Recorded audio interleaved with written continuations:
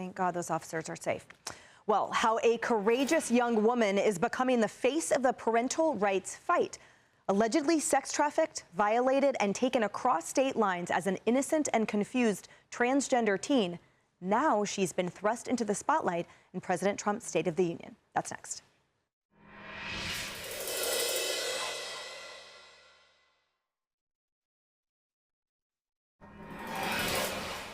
We can all agree no state can be allowed to rip children from their parents' arms and transition them to a new gender against the parents' will. Who would believe that we're even talking about this? We must ban it, and we must ban it immediately. Look, nobody stands up. These people are crazy, I'm telling you. They're crazy.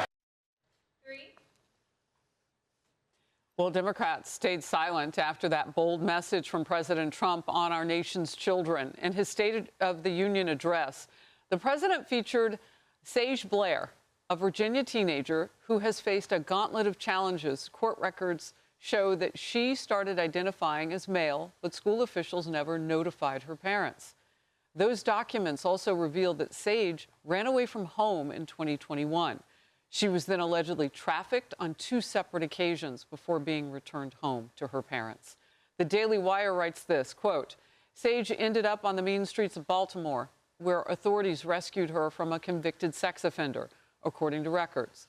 But instead of returning the child to her grandmother, Maryland officials put her in an inner-city group home. Why? They thought her adoptive blood relative parents didn't seem to sufficiently recognize her transgender identity. An attorney for Sage's mom told Fox and Friends about her ordeal. Raped by numerous men. It was a nightmare that I don't know if she'll ever get beyond, and finally given back by the Texas law enforcement, but kept there in Maryland, Baltimore, because of this activist judge. This is a deeply broken young woman that was kept in the system. So these are the consequences that can come about, the harms, when schools keep secrets from loving parents. Very well put, Kaylee. Yeah, no doubt about it. You know, a lot was made last night of the moment when Democrats stayed seated when President Trump said the first duty of the American government is to protect American citizens, not illegal aliens. That was a big moment. I maintain this moment was just as big. When he said, you would have said to me I was crazy if 15 years ago I was standing here giving this story. He's exactly right. 15 years ago, this wasn't part of our discourse. The idea that minors should have mastectomies because they feel they want to change their gender. But taking it a step further is what he did last night, saying, should you be able to rip a child from their parents' arms because they believe the biblical conception, a man is a man and a woman is a woman? And Democrats wouldn't stand. They wouldn't stand. No. So talk about parent separation. This was parent separation. When a grandmother was separated from her child who was caught living in the streets and a court would not put her back until later. This is child separation. Look, I want to stay with you for a second as a former White House press secretary, Trump's first term. Can you imagine a flip of this scenario with Democrats up there with a Democrat president for all the country, but specifically a Democrat, having the same thing in reverse? Would Republicans ever do that? No, Republicans would never do it. It was last year that we first saw that a party wouldn't stand for pediatric cancer patients. Like we saw that beautiful young boy who's the police officer and goes around collecting badges. Democrats wouldn't stand. This year they changed. They stood for several things because it was such a bad look, but they would not stand for young children and parents' rights. We scrolled how many things were egregious that they didn't stand for last hour, Griff. Well, listen, I think that Kaylee's point is very important about being one of the stronger moments of Democrats on that message they're sending. But let me tell you what stood out to me, and that is the message Sage Blair sent when she was introduced. And I think we may have it. Watch this. When the president introduces her, as she stands up, she clocks it.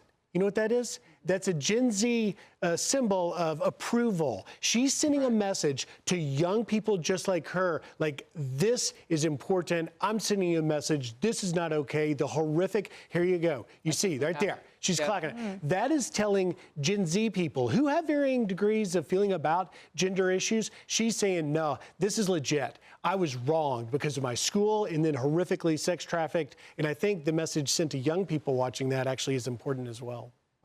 Yeah, I mean, she's talking directly to them there. Emily. Yes, and I think language has been used, frankly, to obfuscate exactly what's at stake. And I really appreciated her attorney earlier that said it so clearly. The states are ripping away children from parents that love them.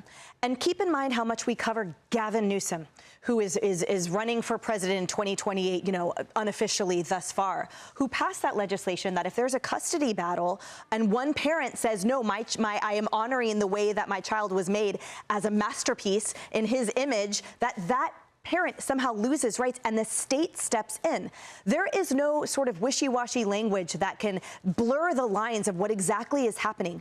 Do these parents realize that someone in their capacity that responds to the scene can say, oh, you're this, you identify as transgender, do your parents approve? Okay, I'm putting you here. That, in that moment, wipes away all of the parental authority, and by representing the state, gives it all in the hands of someone who chooses to hide. And I love how she said, this is what happens when you keep secrets from parents.